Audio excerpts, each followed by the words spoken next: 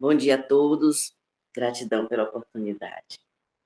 Om Namo Bhagavate Vasudevaya. Om Namo Bhagavate Vasudevaya.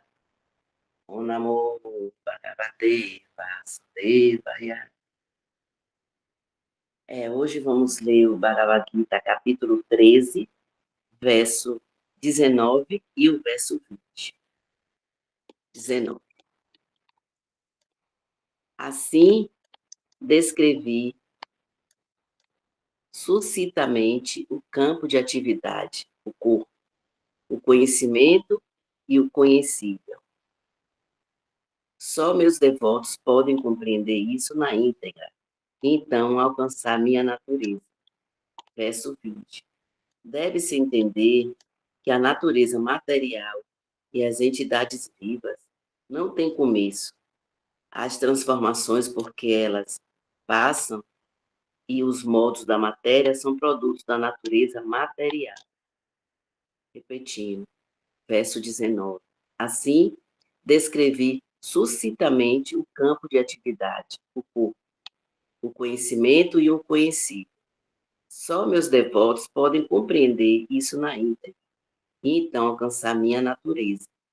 Verso 20. Deve-se entender que a natureza material e as entidades vivas não têm começo.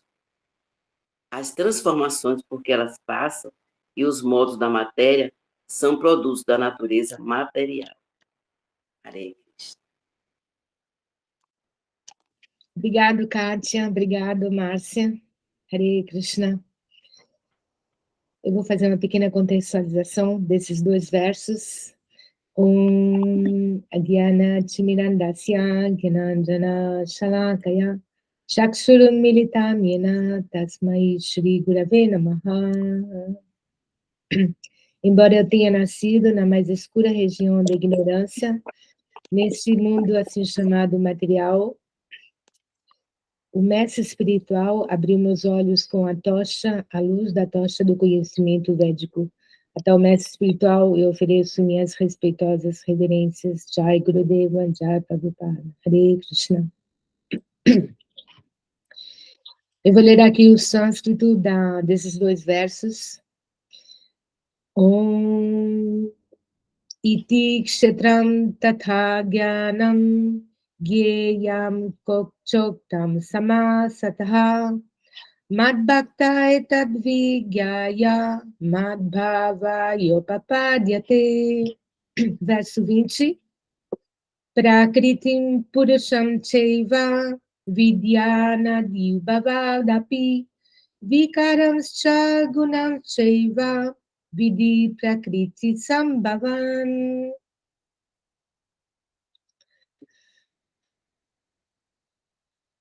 Estes dois versos do capítulo 13, verso 19 e verso 20, Krishna ele está, então, dando assim um resumo do que ele explicou anteriormente.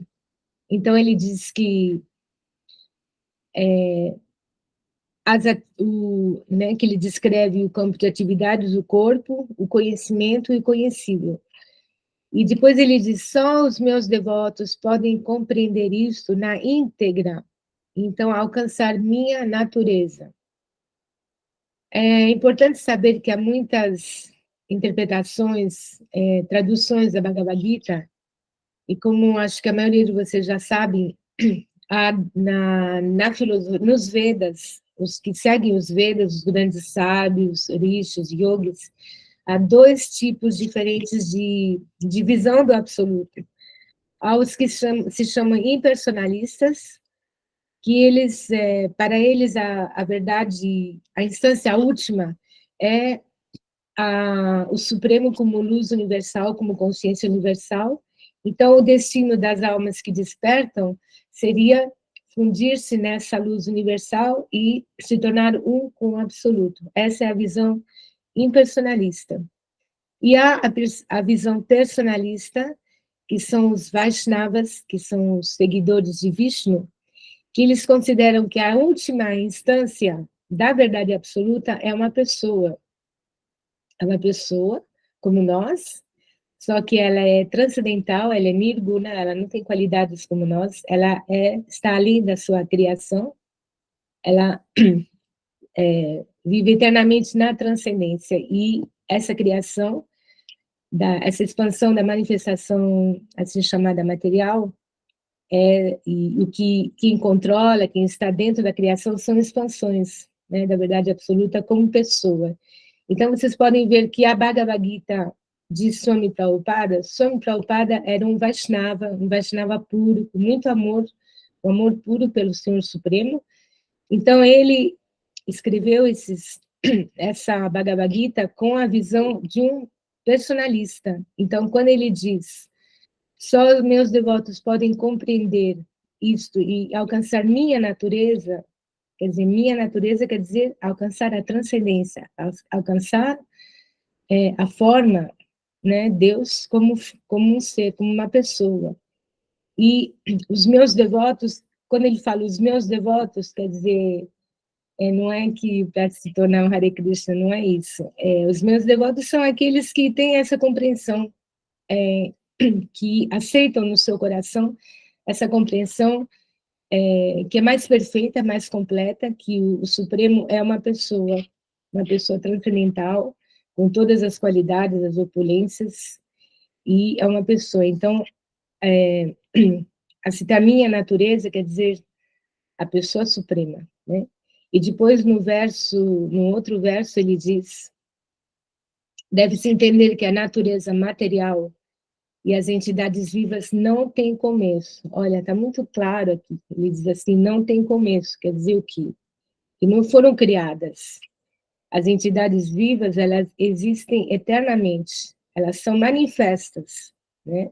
Elas são manifestas, tanto a natureza material, que é uma das energias do Supremo, porque os Vedas explicam que o Supremo ele tem três naturezas. A natureza interna, que forma a transcendência, e tudo que consiste a vida na transcendência, os seres lá e as expansões de Vishnu.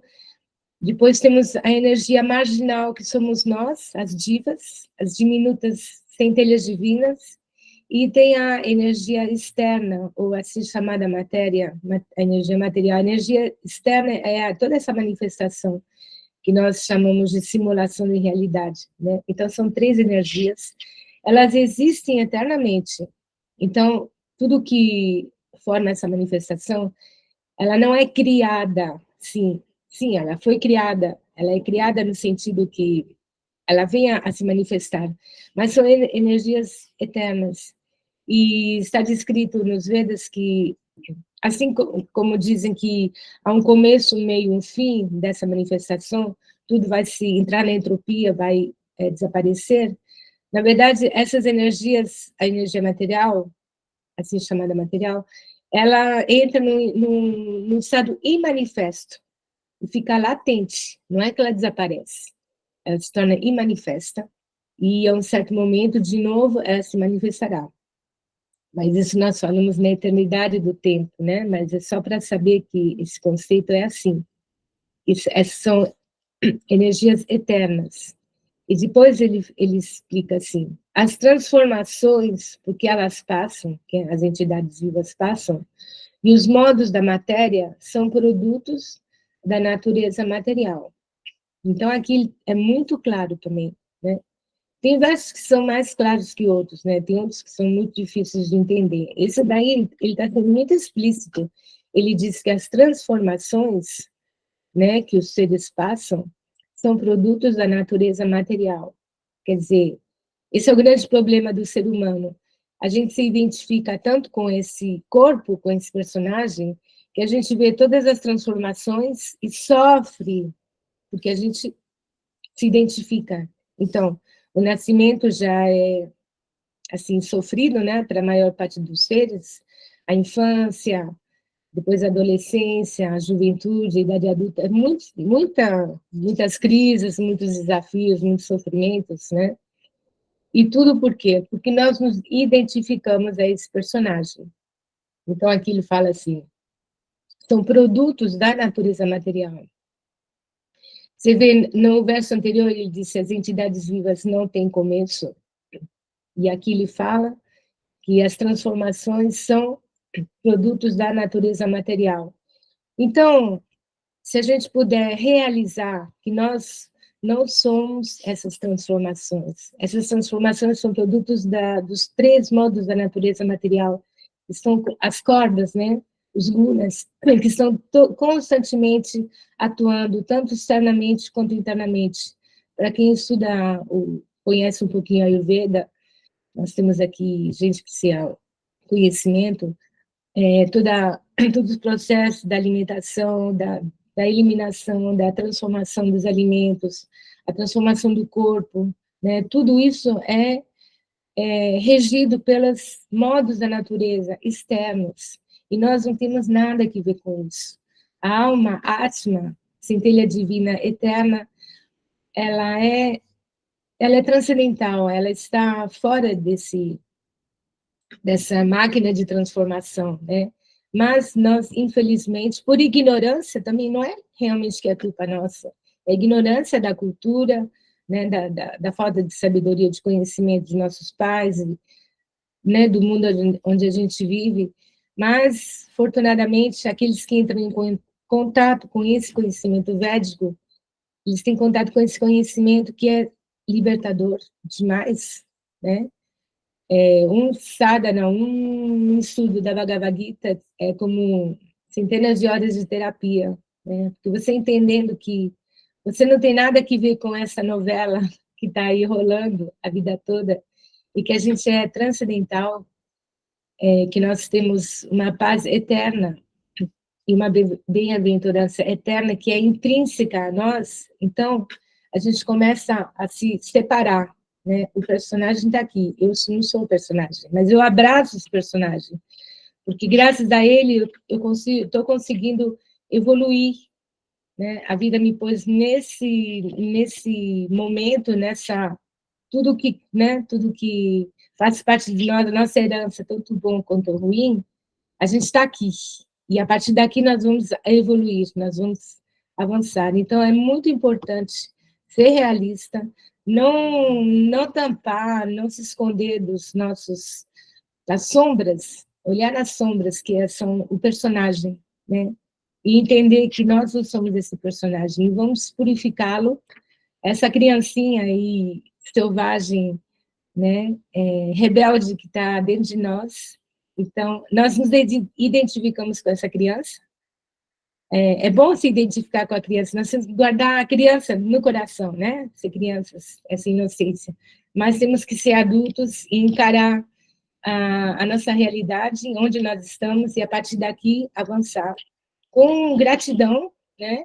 Tudo que é bom, tudo que é ruim é nossa herança. A gente tem que abraçar tudo isso, muita gratidão, porque graças a tudo que a gente passou, nós somos o que nós somos, nós estamos aqui, né? Podia ser melhor, mas podia ser pior. Então, vamos abraçar tudo isso e ver o que a gente faz, né? Com essa salada aqui, a gente tem um monte de ingredientes, né? Para cozinhar, e vamos fazer da nossa vida, que nos resta ainda, né? Viver nessa vida o melhor que a gente pode, e também deixar para o mundo alguma coisa de bom. Mas o melhor que a gente pode deixar para o mundo é a nossa evolução, a nossa liberação. Porque quem não gosta de se associar com gente que é feliz, entusiasmada, que não tem letargia, né? E sabe o que quer, que são positivos, otimistas, todo mundo quer ter amigos assim. Então, sejamos esses amigos para nós primeiro, né? Sejamos nossos melhores amigos, e para todos os que estão em volta de nós, né? E assim, fazendo, como se diz, fazendo bem no sentido que a gente avança nesse caminho, se purifica e vai limpando as sombras, né? A poeira que está acumulada lá embaixo do tapete, a gente vai limpando, limpando, limpando, e ficamos pessoas melhores cada dia, e assim com mais paz, mais felizes, e a gente pode, então, contaminar, né? Assim, atingir todos os que estão em volta de nós, os animais, as plantas, os humanos, todos, né? Então, esse é um seva muito importante, a evolução é o seva mais importante que a gente tem. E o Senhor Supremo fica muito feliz, porque ele só espera que a gente desperte e vem abraçá-lo no seu colo, né, com muito carinho, como as criancinhas que vêm abraçar a mãe e o pai, né, tão felizes de revê-lo. Então, sejamos essas criancinhas. Eu vou parar por aqui. Muito obrigada pela atenção de vocês. Hare Krishna, Krishna Krishna, Hare Hare. Hare Rama, Rama Rama, Hare Hare. Ó energia suprema, amor divina, ó Mahamantra, auspicioso libertador do ser, desperta-me, leva-me, envolve-me, protege-me, Hare Krishna.